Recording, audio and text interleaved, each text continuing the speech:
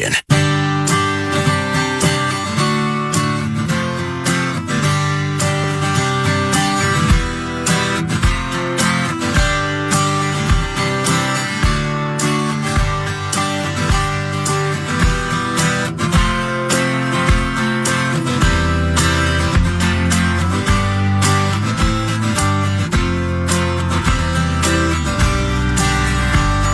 Mike Russo from The Athletic back here from the Fan. I'm coming to you from Kevin Falls' lair where the blueberry something candle's going. Blueberry sugar, I believe is what it is. Right, and your wife, Missy, we'll call her, called and we were making fun of her candle selection. She didn't appreciate it, and you mostly led the attack, and she didn't care much for that at all, but she said it was nice to be ripped by you instead of Barreiro for a change. Yeah, exactly.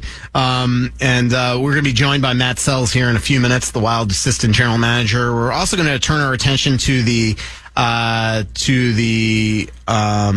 let's see, Alec Lewis. We're going to be talking to him about the Vikings. We got Nico Sturm coming on. We got Joe O'Donnell and Joe Smith in studio, but also Dave Jackson, the ESPN rules analyst, former referee, will be coming on. But first up, straight from the Wild headquarters over there on Washington, Matt Sells, the Wild assistant general manager. Matt, how you doing?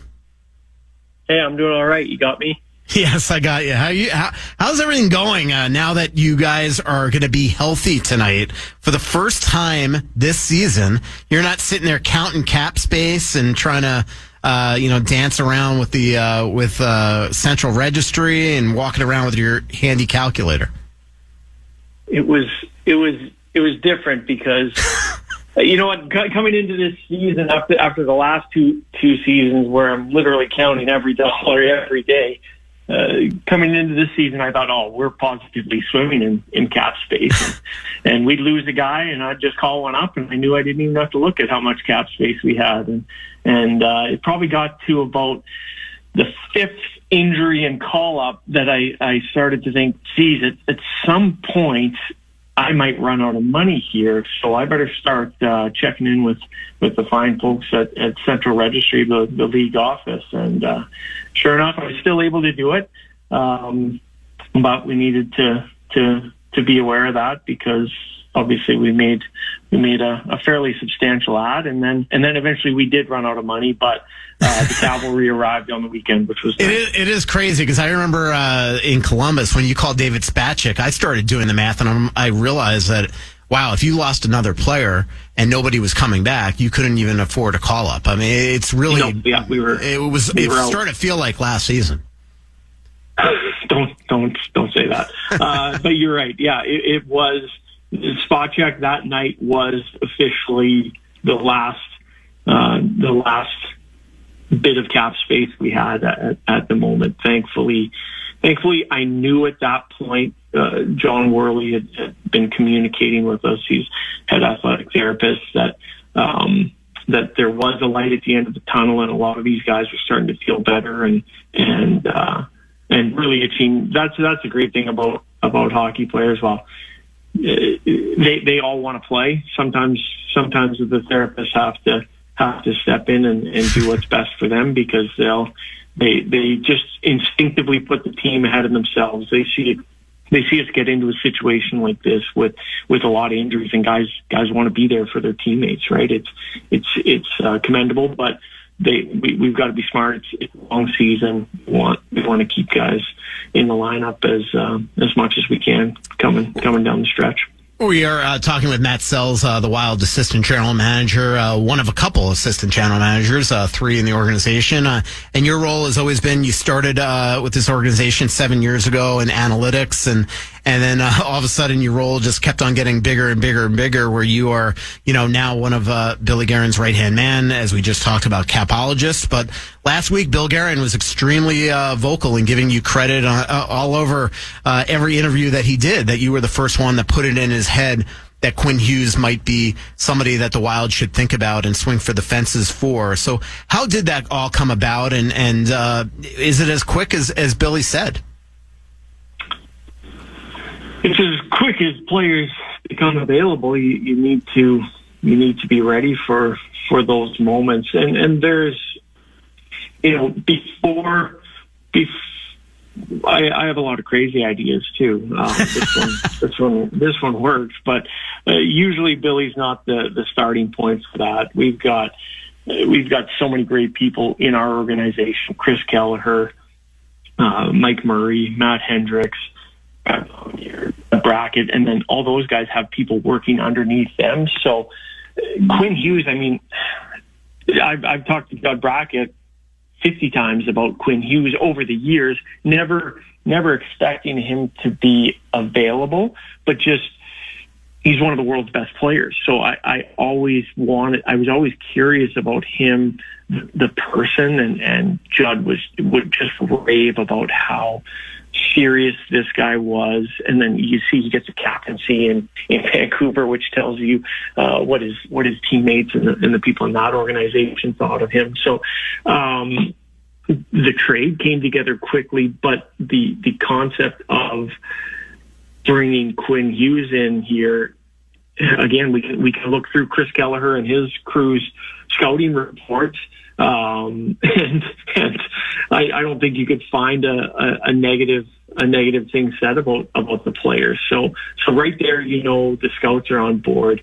Abby Ives, new analyst for us, Danny Kaplan, they do work in statistical analysis for us. Obviously, if anybody knows anything about advanced stats, Quinn Hughes is highly rated in that world. So the fact that we start to hear whispers through the media, kind of it leaks out that maybe they're not going to be able to sign this player, and that he would be open to a move. You don't have to be super sharp to say one of the best players in the world's available. We should trade for this guy. Yeah, and then it's Billy that gets the job done, right? And a big part of it is Billy worked with Patrick and Jim, so he's got a good relationship with them, but he knows how they operate, and he knows that while there's some teams that like to kick tires or lowball other teams, Billy knew that Jim Rutherford was going to set a price. It was going to be a high price, but it was going to be a fair price. He was going to set a price, and when a team that Quinn was comfortable with hit this, he was going to pull the trigger. And so that was why Billy knew, okay, if we're doing this, if this is a marquee ad that we want to make, there's no time to mess around. Let's go in and let's make them an offer that they'll accept. And I guess we could have tried to lowball them, but now you're just running the risk of being with the other teams that are trying to get a great player at a deep discount. And if you're comfortable not having them, then I guess that's the right approach. We weren't. The more we started to dive in on this player, the more we had to have them. Amazing. Obviously, I think we've all expected at some point maybe Rossi would be going, and Ogren probably as well. When it came to Zeev, how difficult of a decision was that internally to include him? Because I think a lot of us just figured he had to be untouchable. But the reality is that you're hoping that one day he could turn into Quinn Hughes, but Quinn Hughes is Quinn Hughes. So was it never a debate on whether or not to include Zeev, or you just knew that it had to be included in the package, or there's no way you would have gotten Quinn? We didn't want to trade any of them. Like Marco, we had to play 13 games without Marco, and if anybody in our organization would have said that we would have done well in those 13 games before it happened, they would have been lying to you. But some other guys stepped up. Nico came back, and Danila's really grown quickly in his time over here. Liam Ogren's 21 years old. He comes in every year as one of our fittest players. He's been a leader at every level he's ever played at, internationally in Sweden, and he can score goals. And when he's not scoring goals, you can trust him in every situation. And then there was a first round pick we threw in there, and then Zeev. There isn't a ceiling for Zeev yet. So we gave up a lot. I think that Vancouver did well, but to me, it's a win-win move, because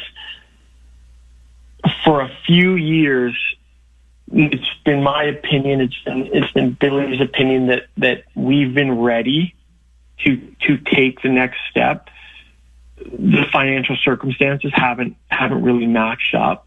And we've got guys like Kirill and Eriksson Ek and Faber and Brodin and Spurgeon and Foligno. Like, we have a core here who plays the game the right way and has the ability to lead us to great things. We just needed to support them better. So it just gets to be tricky to develop players in the NHL at the same time as these core members of our team for years are ready to take another step. And so that's where it was just kind of more of a timing issue than anything else. Like, Quinn Hughes is one of the best players in the world. And everyone's going to. He was unfortunately not available at Four Nations.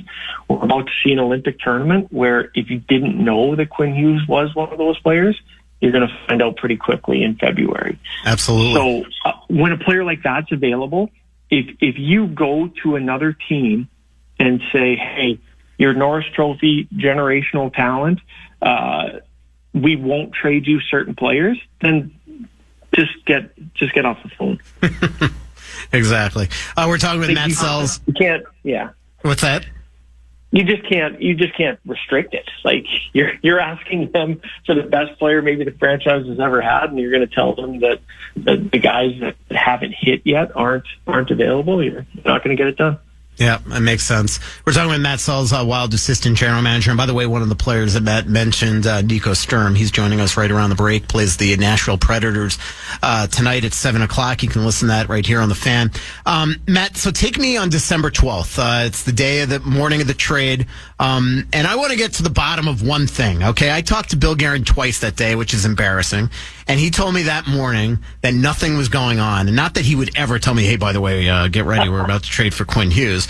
But did he know that something was about to happen? Or how did you find out that we are at that point, the Minnesota Wild, of getting Quinn Hughes? Well, first of all, you were able to help me there by saying it was the day we traded for Hughes. Once you get into a hockey season, days of the week and days of the month are completely meaningless. If you said December 12th, I had no idea that was when it was. But okay, so if you talk to him in the morning, I can vouch for Billy that he was telling the truth, that in that moment there wasn't something imminent.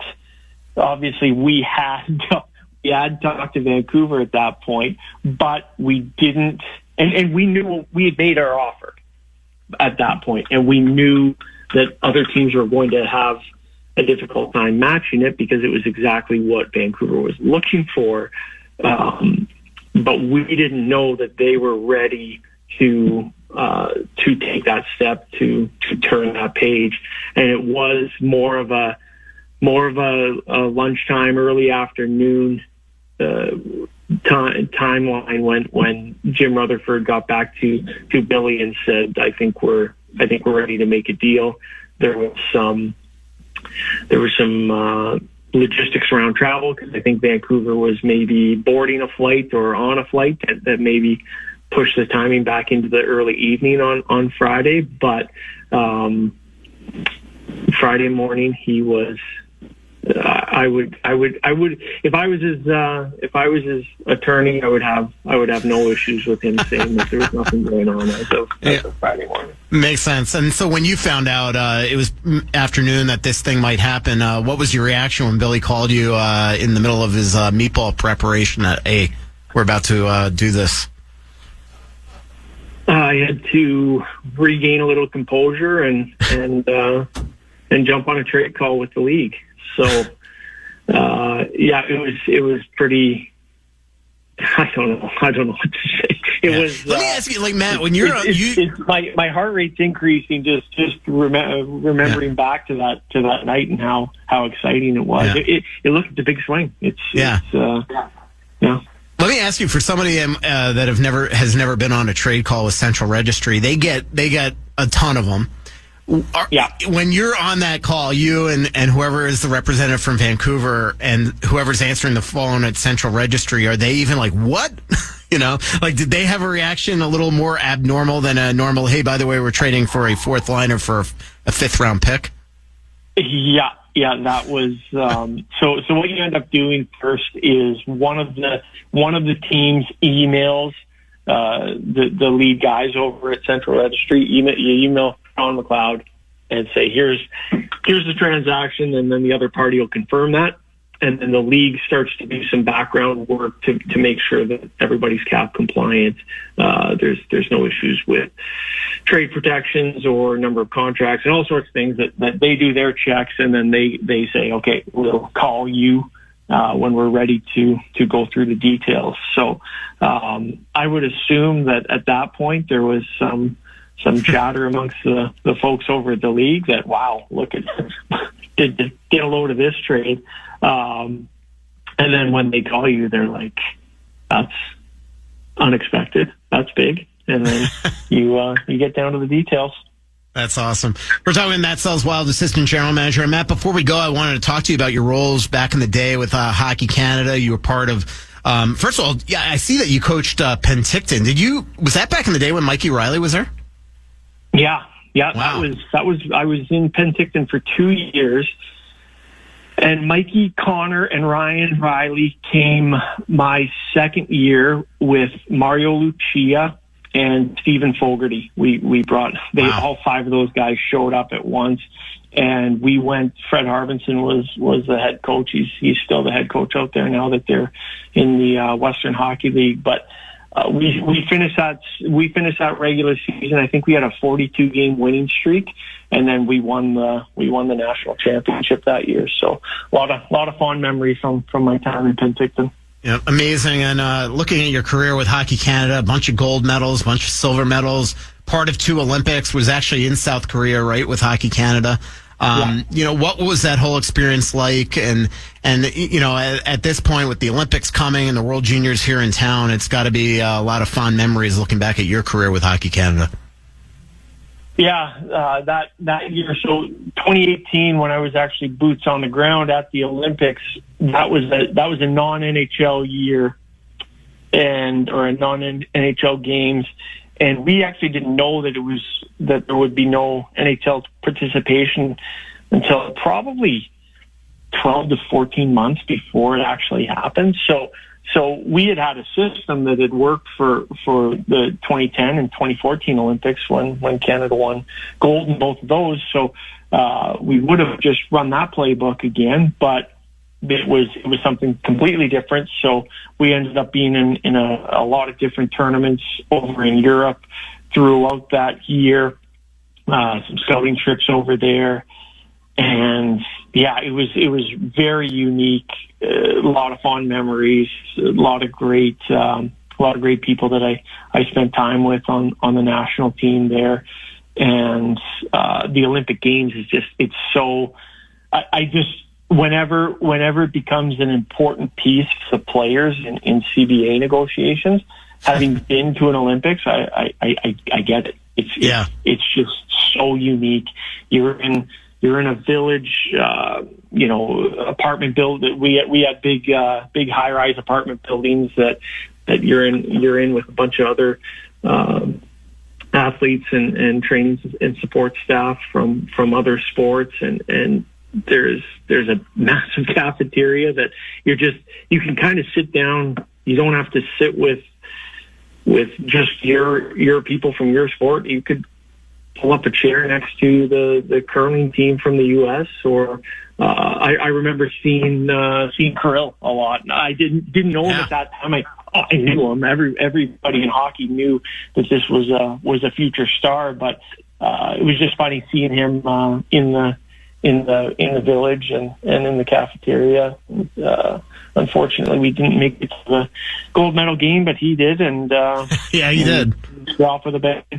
Yep, scored the golden goal against Germany, right? So Let me ask you a last question, Matt. We know that you got that maple leaf tattoo right on your, I assume, forearm or whatever. When Billy Garrett and Chris Keller have those moments where they're talking USA Hockey Olympic team, do they say, Matt, it's time for you to leave? There's a lot of conversations stop when I enter a room and laptops get folded down and the topic changes in a hurry. They're keeping a lid on things, and no, they know that my allegiance is to the Minnesota Wild, and a lot of fond memories with the Team Canada crew, but haven't had too many discussions with them. They're coming in for the World Junior Tournament right away. The only thing Hockey Canada has hit me up for recently is restaurant recommendations. Okay. I thought you were going to say Wild tickets, because right now right now it's a hard ticket to get with Quinn Hughes here.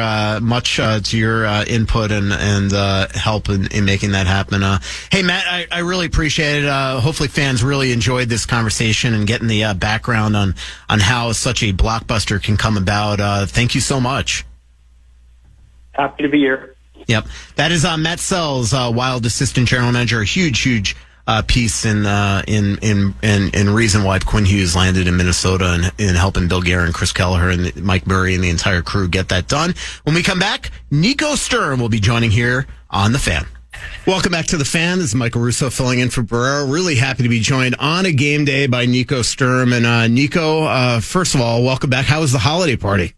It was great. I think they, credit to Taylor and Dom and whoever organizes all this stuff. I don't have kids yet, so but I could tell that they had all the guys that had kids. They had a blast, and they put a lot of work into it, a lot of effort, and it goes to show that the stuff that we do here, obviously the hockey part is the most important part, but there's more to it than that. And you want to be able to connect with the people in the organization outside of the hockey part itself, and that's been really nice. So last night was great. Nico, you guys played Nashville tonight, 9th game in 13 days. You just finished 7-11, 6-9. Have you ever been through a stretch like this? I can't quite remember because I don't think we had as condensed a schedule as it is this year. So it's been, I'm trying to think back right now since I came back. I might have only had obviously besides all the morning skates, one actual practice or maybe two. So that kind of just goes to show that, hey, it's all just playing games and try to recover as much as you can in between. Yep. And actually it's the 8th and 13th, but this is why, we saw your big block shot the other night on Bouchard. This is why injuries are rampant around the league. It feels like every team's got 5, 6, 7 injuries. Yeah. Usually when at least you get a day in between and let's say you play 3 or 4 a week without a back-to-back, guys can usually handle the game, day off, game, day off schedule. That's usually pretty solid because then you can manage for guys. You can say, okay, this guy had a big load yesterday, or he blocked a shot, or he's kind of hurt. He's going to skip practice today. The guys that hit lower minutes, they're going to practice and go out and do stuff. And then you can have everybody, and determine who's going to pregame skate. So, but now it's just you kind of just go on a day by day basis. I think the athletic trainers, they're probably in constant contact with Heinze and the coaching staff and telling them, hey, this guy probably, you're not going to get any benefit of this guy pregame skating today or having to practice or an optional skate. So it's really just been day by day. Yeah, it really is tremendous, the schedule right now, Nico. Even just, I know you're looking forward to this 3-day break, and then you come back, you have a 6 a.m. flight to Winnipeg. That ends that night with you guys landing in Vegas at 2 a.m., which is why, again, on December 28th, you're not even going to be able to practice.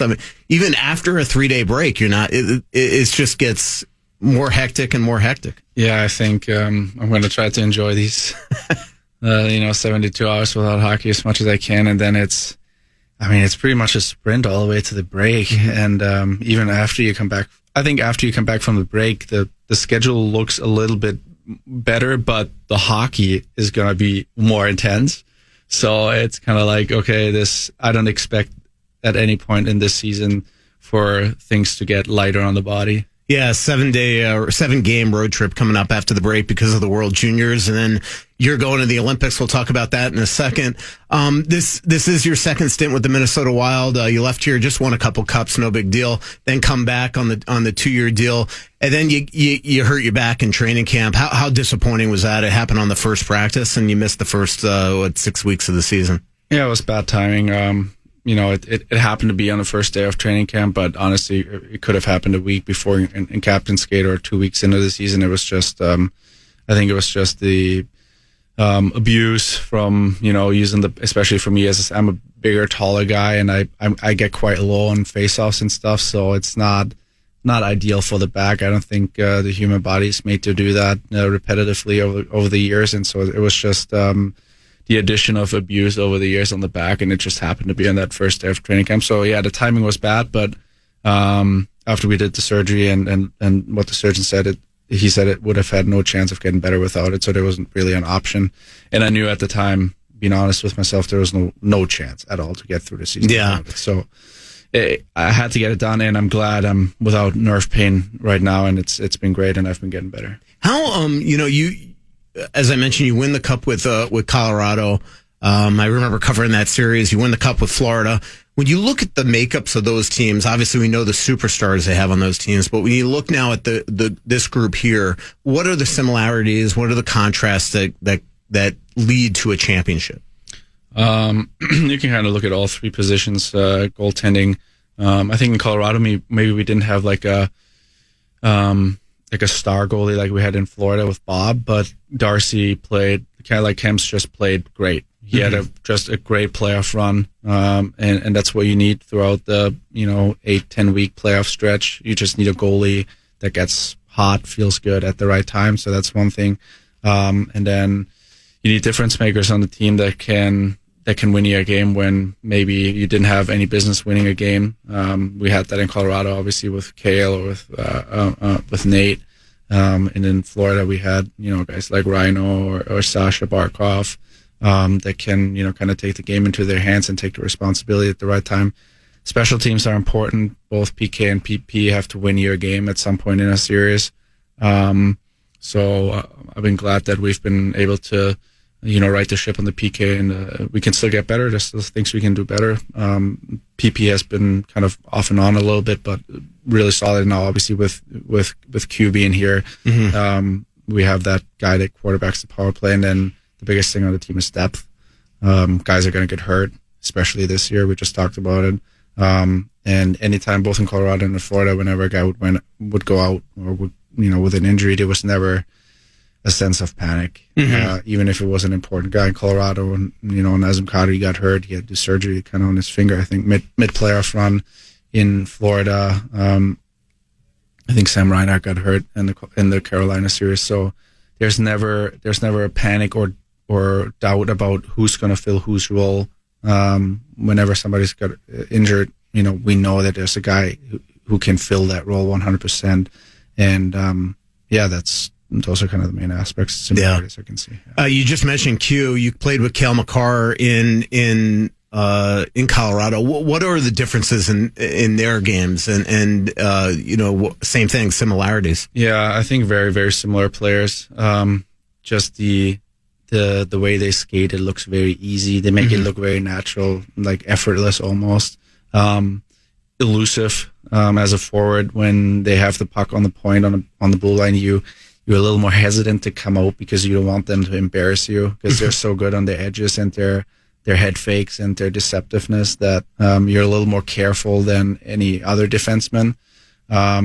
You can already tell how much Q helps us with breakouts because he's able to lose that first forechecker and do a cutback, and then they join the rush too. A lot of D-men, they make the first play, and then it's kind of like the forwards go and attack, but they want to have the puck on their stick. They want to join the rush, so they're very, very similar. What was your reaction when the trade came across your Twitter feed? That was actually one of the first trades in my career where I was kind of like, Taylor told me, I was just cooking dinner, and she was like, "You guys got Hughes?" And I was like, "Yeah, right." I was like, that was at the first trade I think that I've been, part of that team where I was like, yeah, this is a burner account or a joke or something.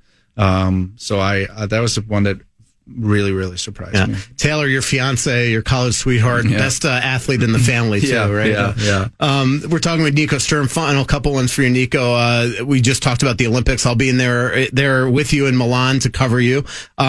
We see Germany all the time play unbelievable in these international tournaments, be sort of one of those teams that could upset anybody on any single day. Just how much are you looking forward to this opportunity, and also the fact that you had the honor of already being one of the 6 players from Germany already named to the roster? Yeah, very exciting. Obviously, knock on wood, still a lot of hockey to play till then, and want to stay healthy. It's kind of one of the last big things on my bucket list that everybody wants to achieve in there, regardless of what sport you're in. Being an Olympian is probably the non plus ultra that you can achieve in your career.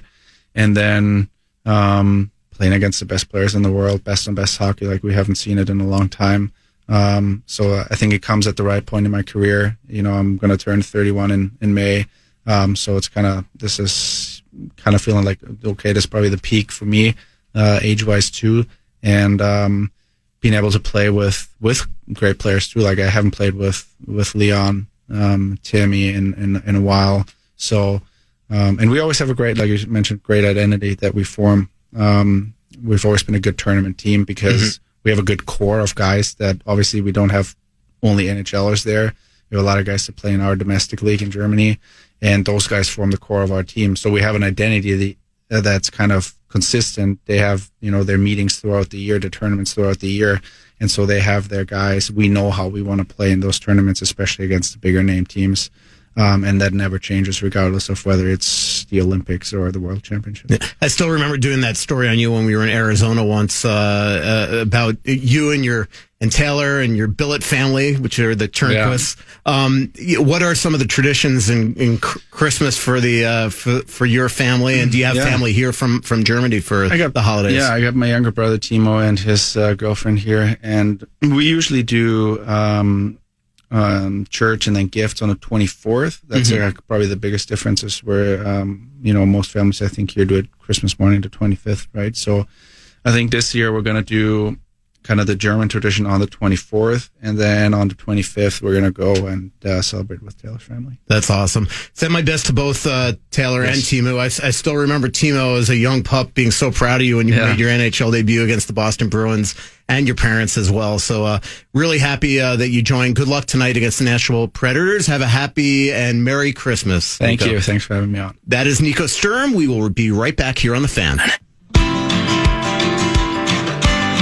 Make your season bright with today's Talk Back Tuesday on The Fan.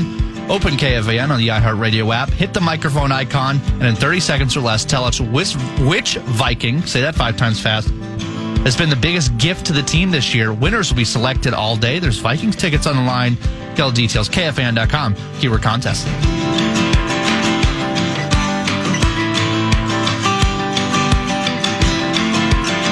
Mike Russo from The Athletic back here on The Fan. Brett, I don't know how you didn't lose your concentration there with Kevin yelling in your ear. Yeah.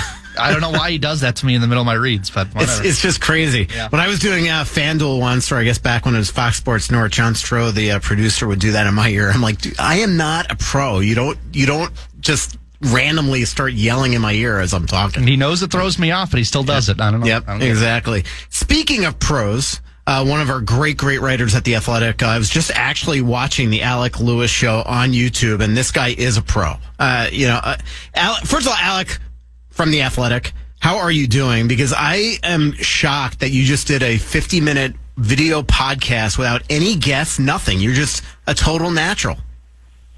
Well, first of all, Michael, thank you for having me, and I've said it plenty of times, but when you work alongside someone like you, there is a standard that you must reach every day, and that is part of it. But no, I hosted PA show like last year.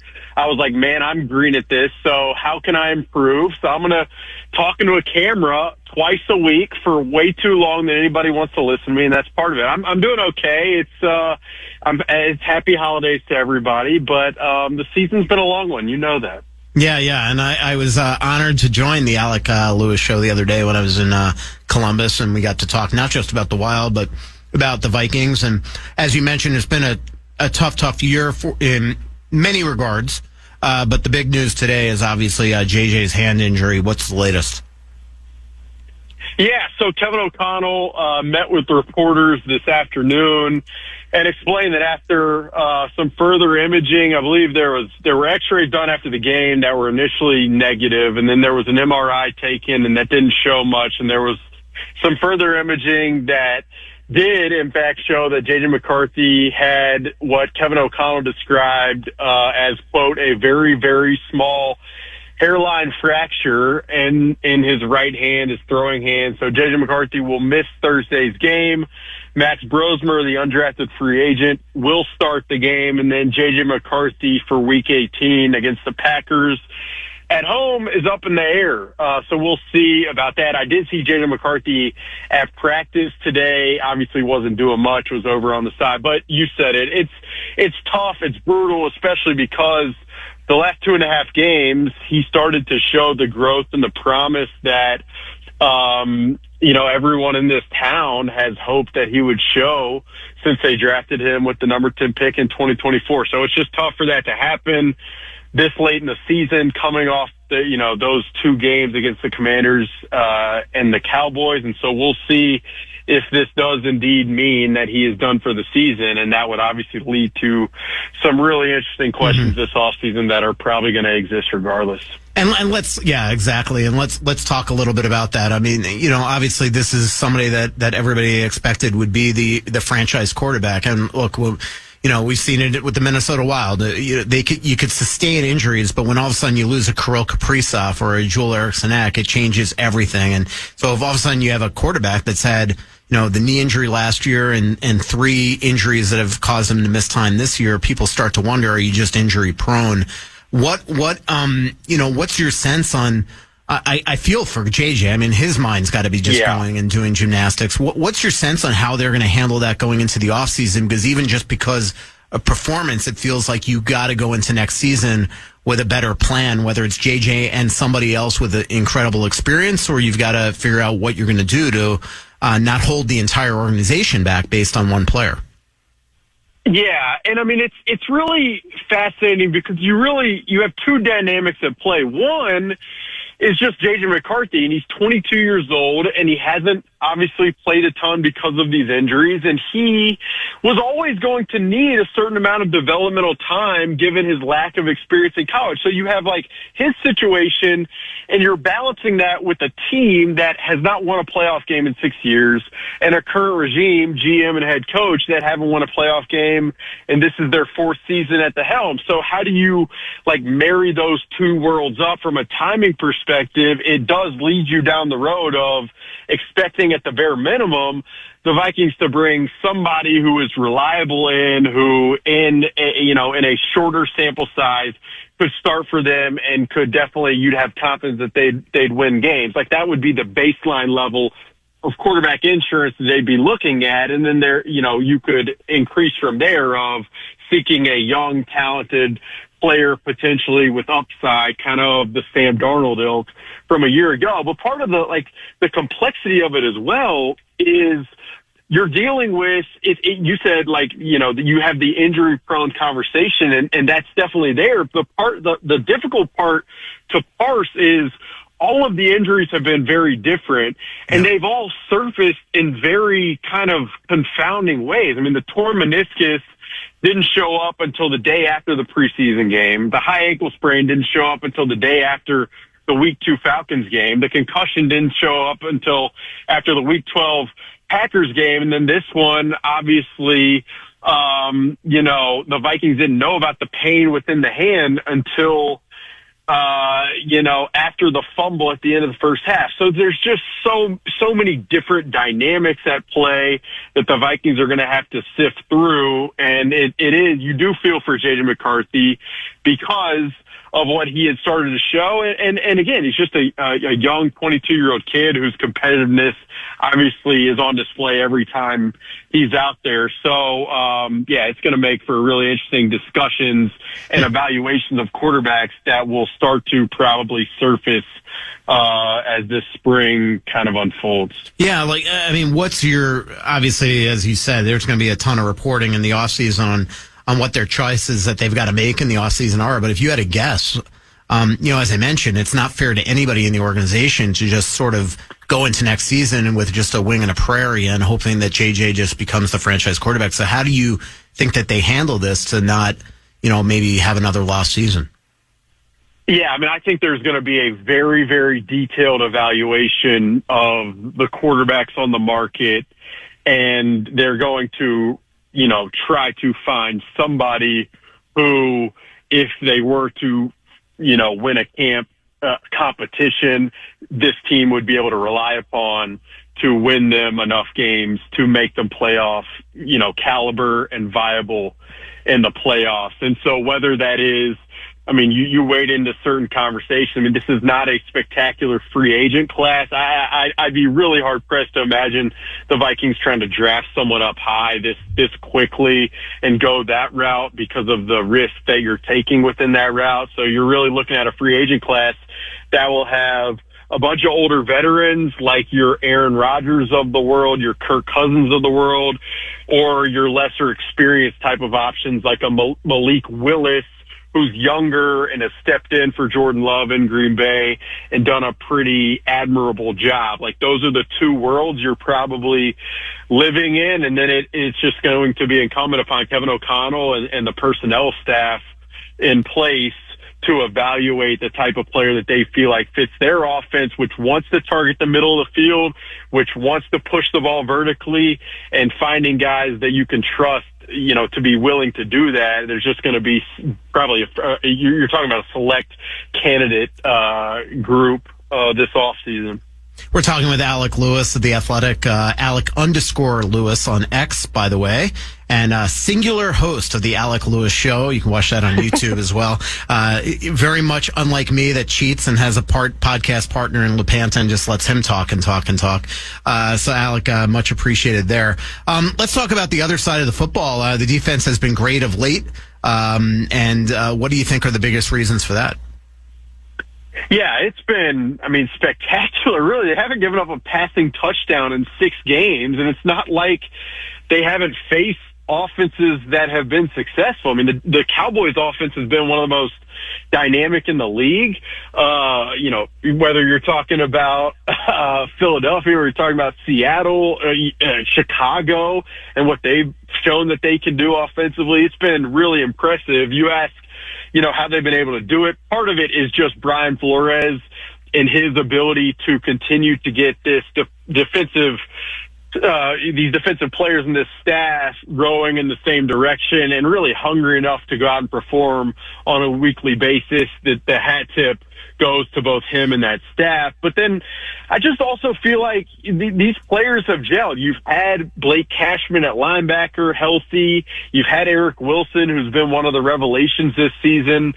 Jalen Redmond on the defensive line. And then I really feel like Harrison Smith has been as healthy these last couple of weeks as at any point in the season. And he started to look like the, electrifying line of scrimmage kind of operator self that we've all, people listening to this and me covering him and you guys watching, that we've all come to expect him to be.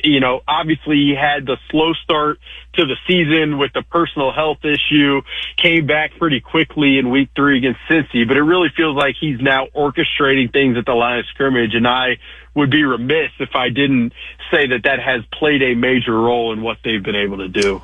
Yeah, they seem so well coached back there. I've had a chance to meet guys like Durante Jones and Brian Flores in the past, and 2 very impressive individuals. And Brian, as we know, has been, trying to get back in the helm of a head coaching job for the last number of years. What do you think his future is right now?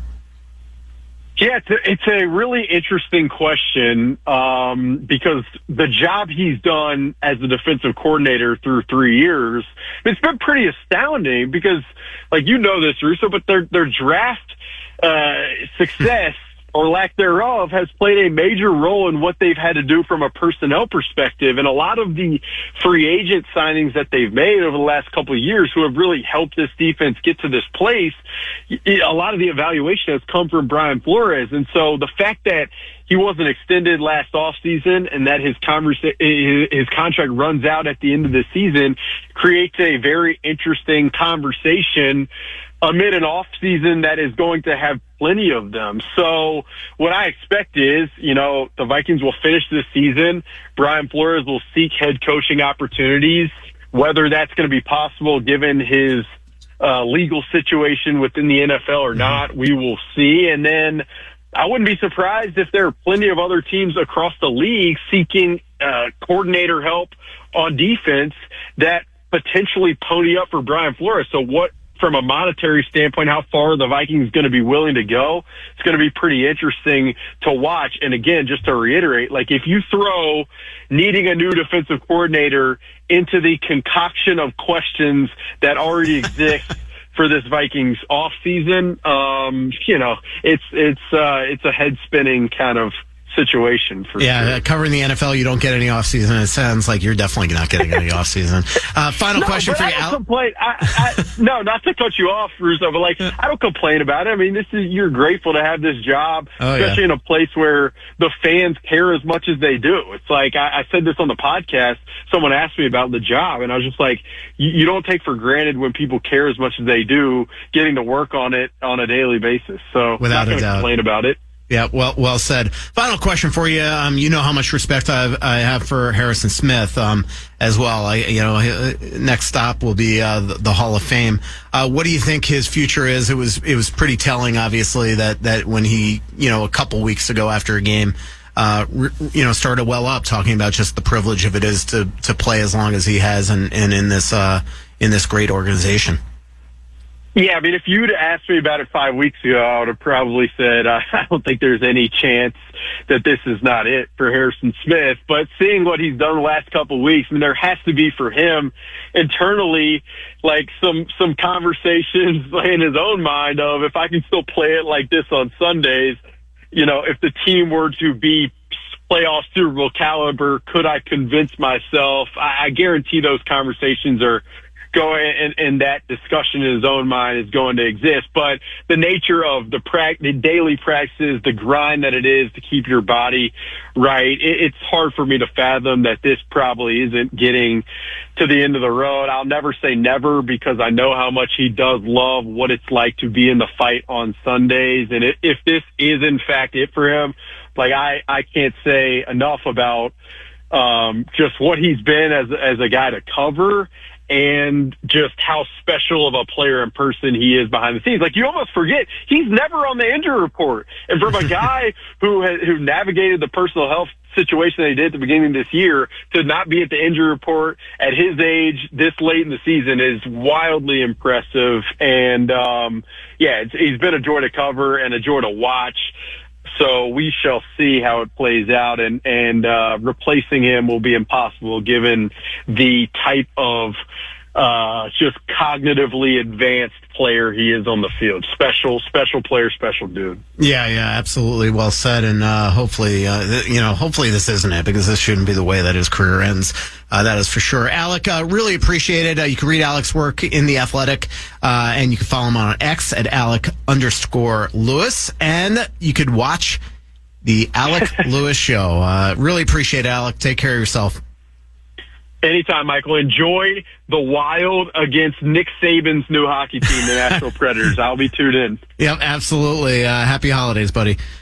That is Alec Lewis from The Athletic. When we come back, open forum here in the final hour and 15 minutes of the show. Joe Smith from The Athletic has just walked in the studio. Joe O'Donnell from Wild Radio has just walked in the studio, already busy at work. You know how hard he preps if you listen to any of his games that he calls on the fan, makes up for fallness in the other end. And then, sorry. I didn't mean that. I didn't realize that we were still on the air.